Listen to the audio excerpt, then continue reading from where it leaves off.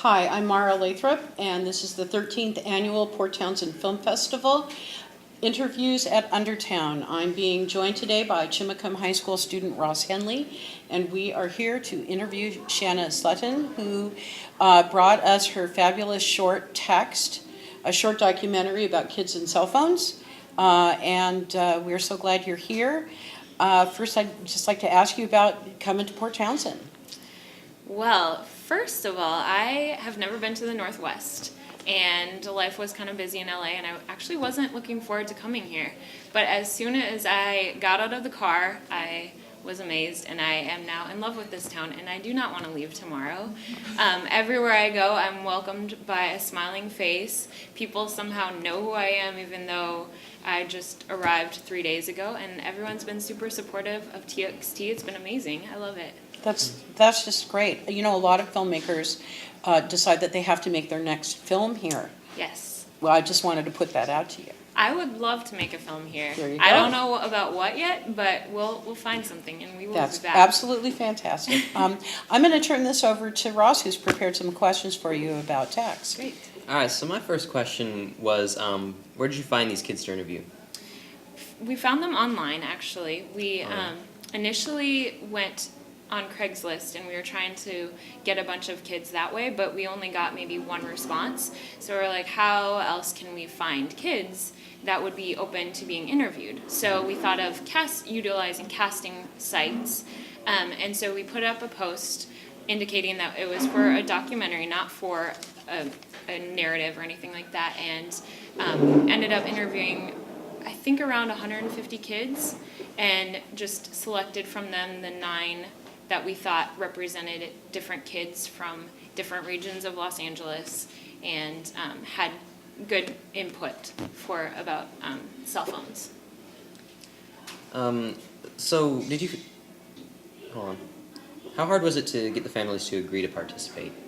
Surprisingly, it was really, really easy.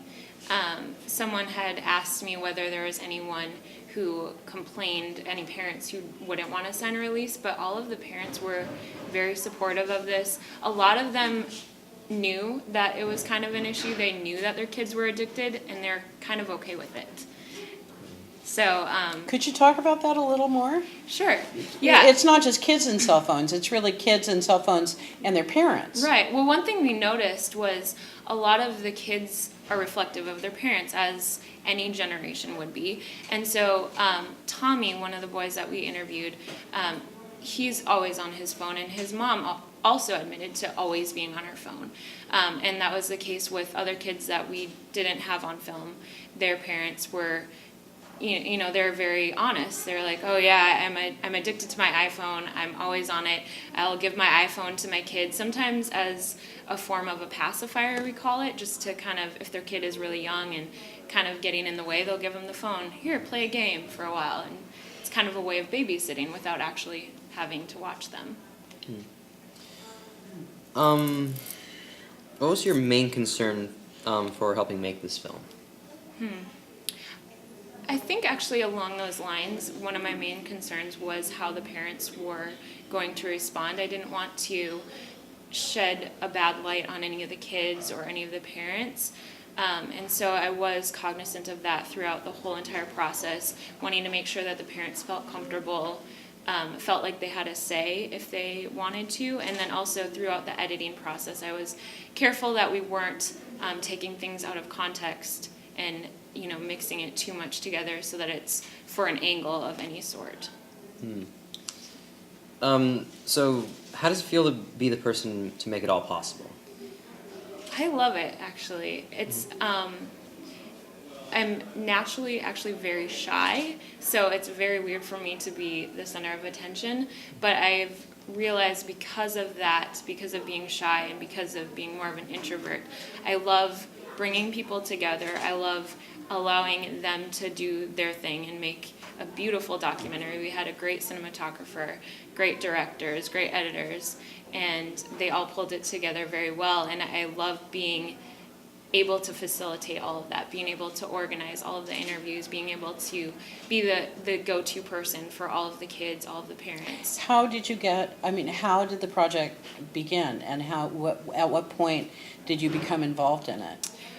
It actually started when I ended one of my jobs. I was unemployed, and so I met up with my friends Josiah and Kyle, and they actually just approached me. They're like, "Hey, we really want to get back into making shorts like we did when we were at school, and your name keeps coming up because we know that you've done great work at Biola, where we went to school." And so they just pitched a bunch of ideas to me, and this one just kind of stuck. It was something that I felt was manageable, something that was relevant.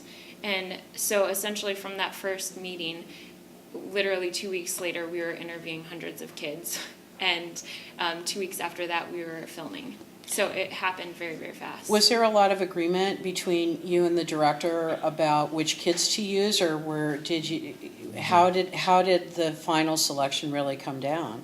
Yeah, I definitely let Josiah and Kyle have a lot more of the creative influence in that, and I think they made really wise decisions, actually. And so there was one girl that we interviewed that I was really gung-ho about, that we were set on using. I forget exactly her scenario, but she was really, really addicted to her phone, and her mom knew it. Her mom was okay with it, and so her interview ended up not being that great, and it didn't look great on film necessarily, and so the guys were like, we have to cut it. It's not good it doesn't bring the whole story together. She's not really adding anything. We really like her, but it's not really adding anything to the short. So there's times like that where I had to just step back and just be like, okay, these guys know what they're talking about. Did you think that, I'm curious if there were any scenes that didn't make it into the final cut that made you cry when you had to lose them? Ooh. There definitely was, but it's actually been so long that I can't really remember. You're not the first person to say that. It's kind of like once you sort of cut it and let it go, it kind of just recedes into the distance, Yes. the far background, right? Yes, it does. So it's maybe a good thing that I don't remember, because otherwise I would be continuously thinking of that. So what about your partnership with the director? Could you tell us a little more about that? Sure. Yeah, Josiah and Kyle were co-directors of the film, and Josiah and I actually met one of my first weeks on campus, and we were in a directing class together, and so we became friends.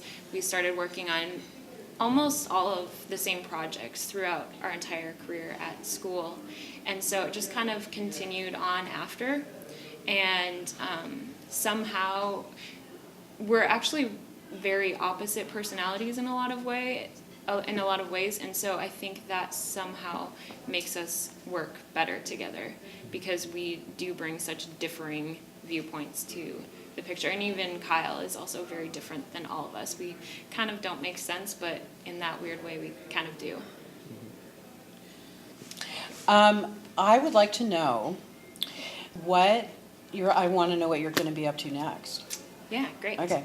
Well, actually, we just finished Picture Lock on our next short documentary, and it's about the nation's largest ice fishing competition, and it takes place in Minnesota, where for 3 hours, over 10,000 people go to this one lake and fish for 3 hours to get the biggest fish, which will give them a pickup truck if they win.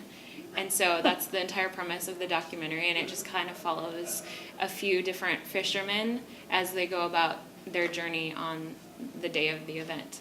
So it was very, very cold. Very cold. Yes. And I hope we're going to get to see it here at the Port Townsend Film Festival next Yes. year. You guys, when do you think it's going to be out and ready to start touring around to festivals for next season? Yeah, I definitely next season. It's probably got maybe another month before we're officially done. But I'm very excited about it. I'm originally from Minnesota, so the concept came from that. My dad has gone to this fishing competition every single year, and I never thought in my life I would go. I've always been the kind that well, I moved to LA for a reason. I moved away to get away from the cold. And so it was just a good experience being outdoors, being in -30 temperatures, being. I'd really like to hear a little more about Yeah. what's good about being in -30-degree temperatures working. Not a lot, other than the adventure of it all. It's kind of one of those things that it came together because it's such a ridiculous idea. Why would you go out in -30, even colder than that? These fishermen go out. So why would you do that? That's kind of what stirred up the idea in all of us. And because it's Minnesota and I have connections there, everyone was super gracious, just like Port Townsend is. It has that feel wherever we went, people were like, oh, you guys are the filmmakers, come on into our house, we'll feed you, we'll take care of you, how else can we help you? And we're like, we don't get this in LA. Everyone's like closing doors on us and stuff like that. So it was a good time for us to just bond together. This corporation called Clam Corporation, they donated gear for us to wear out on the ice so we wouldn't freeze. Nice. And so it was amazing. We were walking all around the small town of Brainerd, Minnesota, wearing the exact same gear. So everywhere we went, people were like, "Oh, those are the filmmakers we read about in the paper." So it was great. What for you is really the attraction of documentary as opposed to narrative film? Yeah, I love documentary because it allows you to really get into someone's world. You get to experience different things that you wouldn't normally get to experience and go places you wouldn't normally get to go. So that for me is the big allure. I do love narrative, but I love just meeting people where they're at and getting to learn from them and see their environment and kind of get to know them in a different way, I guess. So now that text is out, what do you want people taking away from the film? Mostly, I want people to be opening up conversations about it. Open Air Docs is kind of, we built the company with the idea that it opens up discussion. So that's why TXT we don't really have a viewpoint. It's just kind of like, here are the kids, here's what they said, now you take what you will from it and bring a discussion, talk to it with your kids, talk to it with your family. What does this make you think about? How does it make you feel? Is it good? Is it bad? We don't really know. And so we just want to open up that discussion. Do you get, what are the different, depending on the age of your audience, I mean, what are the different reactions that you're getting to this? That's a great question, actually. The younger the audience, the more, they're more like, oh yeah, that's kind of crazy, that's kind of cool. The older the audience, it has been like, oh my goodness, what is happening to society? It's crazy. One of the first screenings that I ever did was with my old job, and I showed it to there was one guy who was 29, one guy who was 33, a woman who was 41, and a woman who was in her 60s, and it just got progressively stronger reaction each age bracket that their opinion was. So yeah, it's been interesting to see how people are reacting in Port Townsend versus in Los Angeles. Do you think there's a difference? Oh, there's a big difference. And why don't you talk about that a little bit? Yeah, in Los Angeles, people are very media savvy, very connected to their phones, very aware that this is going on, but also just like, oh yeah, this is the future. This is how it is. And a lot of them were my age, so they're just kind of like, okay, that's kind of scary, but whatever. And then in Port Townsend, it's kind of more of a retirement area, a more peaceful environment, more nature. People are more connected to nature, and so their reaction has been very strong. Like, this is crazy that this is happening. Like, how can kids be so connected to their phones and so connected to technology, stuff like that. So they're more open to wanting to discuss the documentary versus people in LA that are kind of like, okay, that's cool. Now what's the next documentary about? Well, I took this down to the media class at Chimacum High School a couple of weeks ago, and showed it to those kids, and they really enjoyed it and laughed all the way through it, and then completely disavowed the opinions of these kids who were really only a couple of years younger than they were. On the other hand, it turns out that almost all of them had a phone on their person, as they were watching this film. What are young people saying to you? I haven't been able to show it to too many young people, to be honest. The youngest so far has been more like late teens. Yeah.